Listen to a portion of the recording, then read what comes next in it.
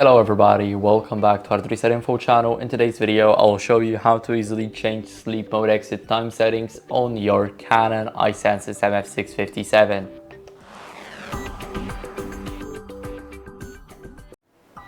So first, what we want to do is we want to go over to the menu, and here we want to go over to preferences.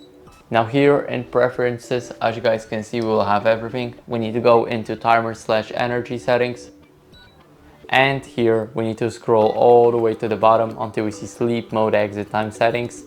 Here we can enable it and change it to AM, let's say 12 AM.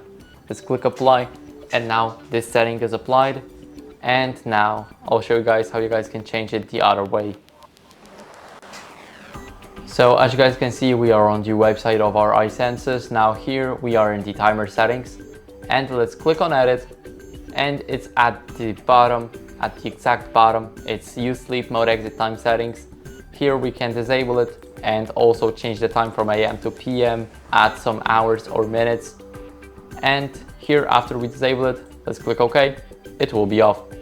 So this is how you can do that. I hope this video helped you. If it did, then leave a like, sub, and a comment, and I'll see you in the next one.